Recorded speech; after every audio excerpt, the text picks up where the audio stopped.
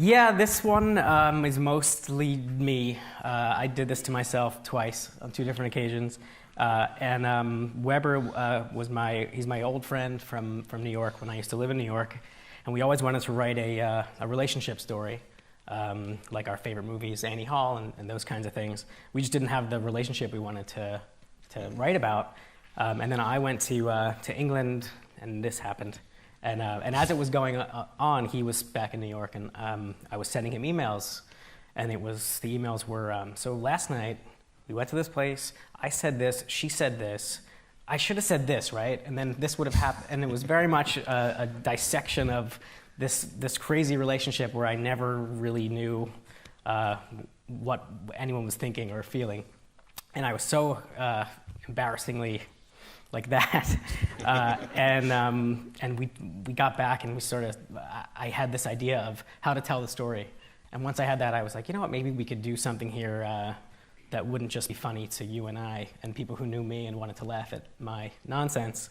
Maybe we could write something cool here, and then even when we were done, I was like, it's too personal, it's too close, and I left it on my computer for about 6 or 7 months, and then I was so bad at my job that I got quickly fired and was like, okay, I'm either moving back in with my parents or I better show people this script. You can't be upset with somebody for the simple reason that they don't feel like you the way you feel like them.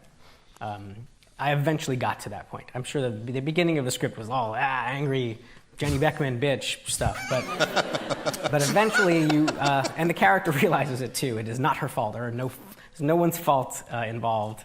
So yeah, that's what that is all about. It's hard to accept. Yeah. When you're in it, you're like, no, I'm the hero and she's the villain. That's how it goes, or vice versa, you know. That's probably not accurate. Everyone tells their own narrative of the story, and so we wanted to sort of explore that a little bit and have fun with it. I was working for a film company, and it wasn't that it was a crappy job, but it was unfulfilling. And when you're broken up with and you're not fulfilled in your daily life, you sit around and this can happen. You get in your head a little bit too much and you send crazy text messages, or you do dumb stuff. And we wanted it to be a character who was doing something in his life that wasn't the thing he wanted to be doing, and he was too afraid to pursue that. And this person that comes along that he thinks is going to be the person he ends up with has a different gift for him that he didn't expect or didn't even recognize. And it's someone who sort of inspires you to be the best person, even though they don't love you the way you love them. And because I was working at a movie company at the time and wanted to write, I didn't think that was a far enough kind of thing to go. But a greeting card, which is like the most disposable thing, and then architecture, which is the least disposable thing, maybe that could be a fun sort of juxtaposition. So that's what we were thinking about. Every single pop culture thing makes an appearance here. You have a fairy tale sort of narrator, you have cartoon birds, and so we were like, let's do a spit take. Let's have one where he literally, like old school comedy spit take, which you would never see in this kind of story. And so we have something for everybody, and a little piece of that went in there. I really enjoy the greeting card. The thing that made me laugh the most was the roses are red, violets are blue thing.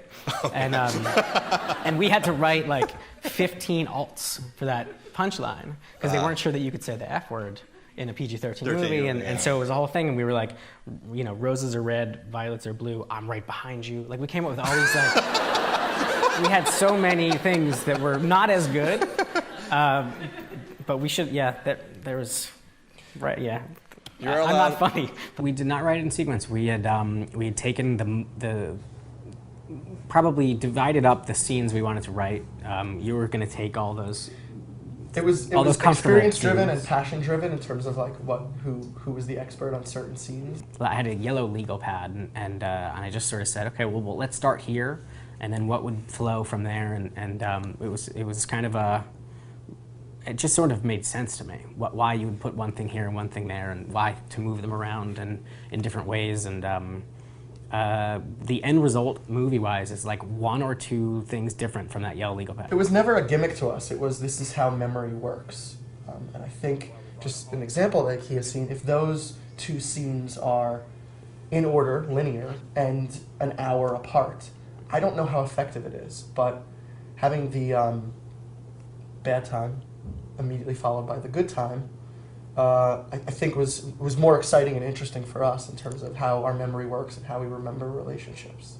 Yeah, the things we really wanted to set out to do was to tell a relationship story about two people, and not have a lot of outside influences. You know, like in Swedish movies, there's always like the couple and then like the sick uncle, and they have to deal with the sick uncle for like half the movie, and you're like, well, I want to get back to the couple. And we wanted to do no sick uncles, no peripheral stuff, just this couple. And you always said it was like a movie of really just two people talking. And it's a hard thing to make exciting for a writer, to make that exciting. And one of the ways that we said we would do it is we would take every possible chance in the storytelling. We would just do a dance number. We had a ninja battle at one point. We literally just kitchen sink threw in every idea we had. Some worked, some didn't work, but that was our way to sort of make it seem as though if our dialogue was terrible or if this relationship wasn't interesting, at least it would feel like it was. And it was a reflection of us too, because we're influenced by pop culture and movies and music and books, and that we wanted to reflect that. They impact us, our lives, our relationships, what we bring to those relationships. So for us, it was always a real thing. Yeah, we made a couple of decisions very early on, which make that work. And it's he's telling you the story, and he is not the most reliable person telling you the story because he is brokenhearted. He's very influenced by music and pop culture, and he basically lives in his pop culture infected head for a lot of this movie. And you can do fun things like you can have a dance number, but at the same time you can't answer certain questions like, well, what about what she's feeling and what about what she's going through, and because he doesn't know. And I think that that's really an important thing that we wrote a scene at one point where she takes over. And she stops the movie. She literally says, wait, that is not what happened. Let me tell you what really happened. And I love this scene, but we could not justify it because that's the logic of this movie is he's telling you the story, and what he doesn't know, he can't tell you. And that's why there are gaps in the information. Right, he either doesn't know or doesn't remember. And I think, we look back on our old relationships. He remembers. Oh, yes. He just doesn't know. Well, there's two things. I mean, the first thing is that there is we start the movie with the Jenny Beckman thing, and that is bitch. And that is, we start the movie from a place of, I'm angry at this girl. How dare she break up with me? And how dare this, experience that you're about to watch take place? But as you go through what he goes through, and hopefully that's what this, the movie watching experience is, mirroring how he is behaving. By the end of the movie, he's kind of changed his tune a little bit. He doesn't have the animosity. He's not angry with her. He really is in a better place than he was when he started. And so it ends with him saying, I really hope that you're happy. And he genuinely means that he does. Whether or not she's on the bench, which is a matter of debate. We've argued this for a long time. But he goes from a place of bitch to, I want you to be happy too. And so I think that's an important thing. And there was a second thing that I was going to say, but now I've totally lost it. I think she's on the bench. You think she's on the bench? Well, that's a whole other thing. But I understand rarely in life do you get that kind of closure, but I think she's there. The conversation we're referring to is an interesting debate that was had amongst the people who made the movie, which is that final bench scene where she just appears, and they have that conversation, which is, what happened? How did you suddenly just find someone and do whatever? And she says all the things that Tom needs to hear in that moment, which in real life doesn't happen. And also, very rarely is someone coincidentally behind you on a park bench. And there's certain things that are saying that could be just as fantastical as the dance number. And so there's questions, since this is his version of the story, is any of this really happening? Is any of those things taking place? And there's debates on both sides as to whether or not she's really there. But we had an interesting discussion about it. The fact that this is ambiguous is really the thing that was so great about it, and I think that's the stuff I love the most. The end of The Graduate, for example. I mean, these are my touchstones, and we wanted to end this movie on this feeling of, is it a happy ending? Some people are like, it was great until the happy ending. It's not necessarily a happy ending. It's really, really not. It's also part of crystal clear. It's also related to why it's a coming-of-age story and not a romantic comedy. This is really about him growing up in this period of his life, more than it is what we traditionally think of as a romantic comedy. Mm-hmm. It was nearly a year in between when we first tried to sell it and Searchlight actually bought it. It was almost a year. Probably a good 8 months before I was willing to let anyone read it too. Like in terms of, we finished it, we were proud of it. It was a little personal. We knew that the first batch of readers were going to be our friends, and I was terrified of that. And we finally showed it to people, and we were very surprised by the response. It was similar to the way that women are surprised that men are sensitive and whatever else. Everybody, all the guys who read it said, "That's us." The girls who read it said, "That's us." Everyone was kind of like, "Wow, you sort of encapsulated an experience that we had," which was cool because it was sort of a specific personal thing. It's really fun when something personal becomes public. And a couple of people said, "Do you mind if we give it to our friends who are managers or whatever?" And we said, "Great, that's terrific," and that it helped us get representation. It helped us get a little bit of feedback from different places, and we finally sent the script out, spec'd the script, and everybody said no, because for obvious reasons that it's not the standard Hollywood romantic comedy, I guess. And we were discouraged, but like everybody who liked it so passionately that we felt like maybe there was a chance. The script had its champions, but at the same time there were people who gave us we laugh about it now, some of the feedback we got of who was it, one person said they would have bought it if it wasn't about a relationship. Mm-hmm. And we were like, oh, okay. What else is there? And then someone else said, you need to start the movie open on Tom in a car, bloody. And that's the mystery we keep flashing back to, is why is he bloody? He was going to drive his car off a cliff, like Toonces, the driving Louise, cat. Tom and Summer, it was the craziest stuff. But we got really weird conversations. But the people who loved it really loved it, and they just fought and put it together. And Searchlight came on board, and to their credit said, "We're willing to make this with young people who aren't Hollywood household names." And with the directors never worked before, and we was just, let's try this, which is just awesome. He lives in New York. I live out here in Santa Monica. We do all of our writing separately. We talk on the phone and email a lot in the beginning when we're doing the outline, and then we divide up scenes and we just email them back and forth until we've never written in the same room. Even when you lived in New York, we didn't write in the same room. We sort of go off to our separate corners after the outline is ready to go, and just divide up and email, and it's the farther we are from each other, the better our stuff is. Yeah, I think you should enter the space program and like go into orbit, and then we'll really like get a good one. Yeah, having read as many scripts as I did, I knew that you're never supposed to put the songs in the scenes, and I said, screw that, and I only went into writing because I want to be a music supervisor. It's really my dream. The first draft had an appendix of songs. It did. The first draft had an appendix of the CDs that he made for her during the different times in his relationship. Now they tell you not to do that because it's like, what if they don't like the song? And whenever everyone's very protective.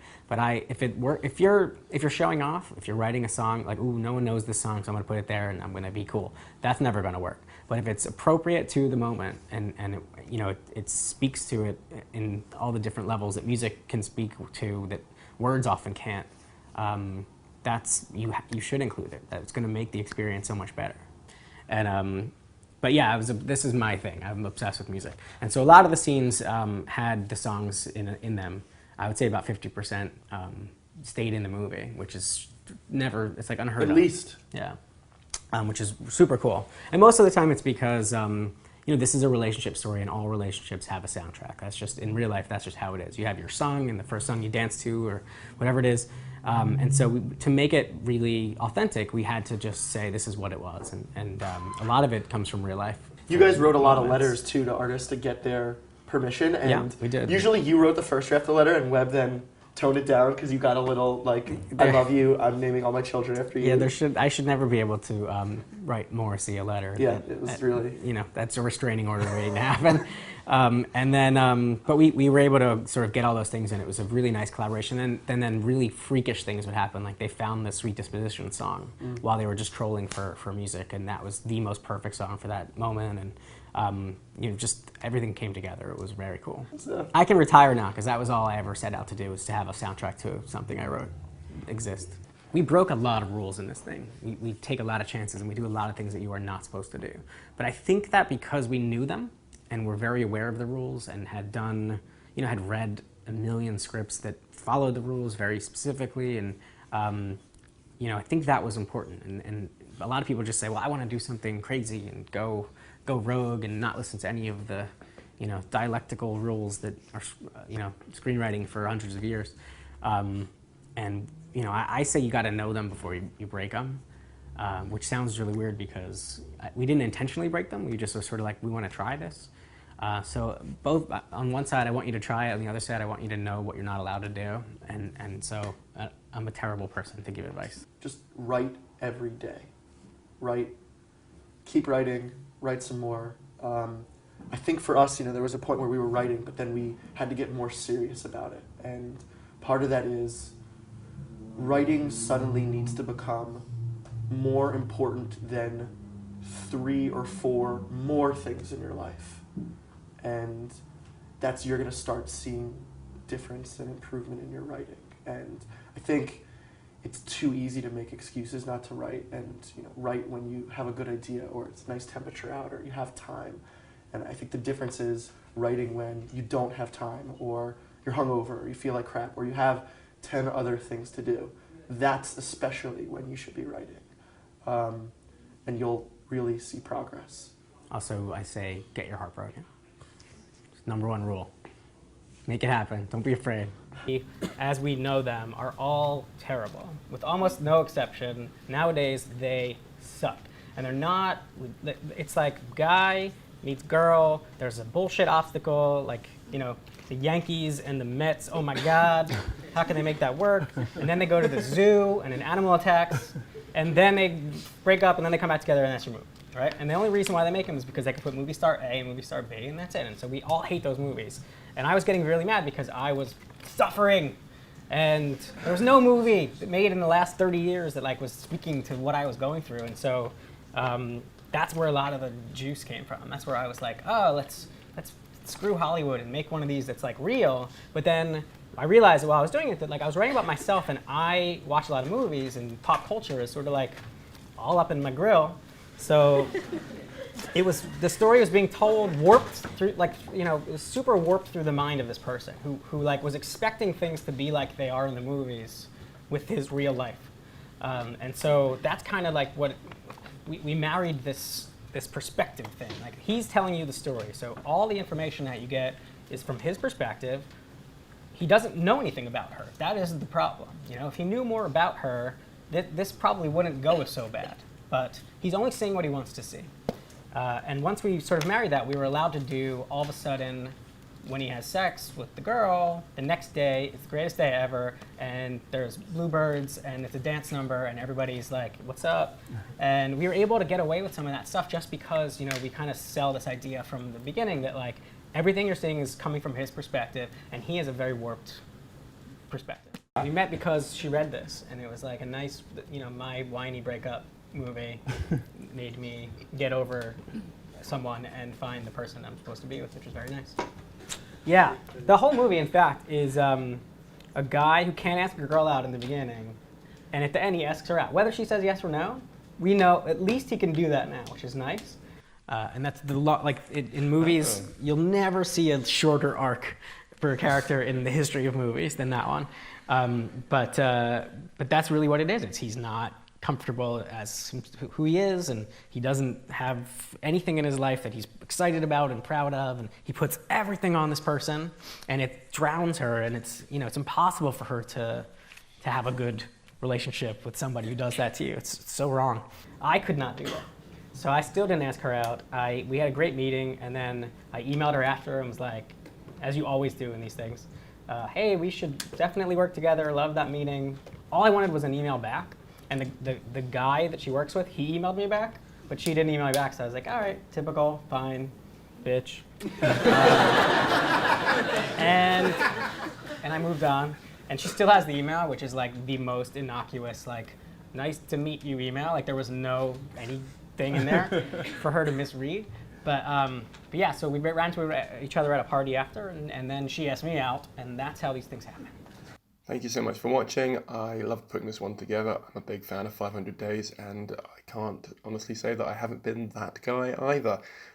If you have enjoyed this and you would like to watch the full interviews, they are all linked below. Please do hit the subscribe button if you'd like to continue to get summarized videos that give you the best tips from screenwriters from around the world. Thank you very much. Bye.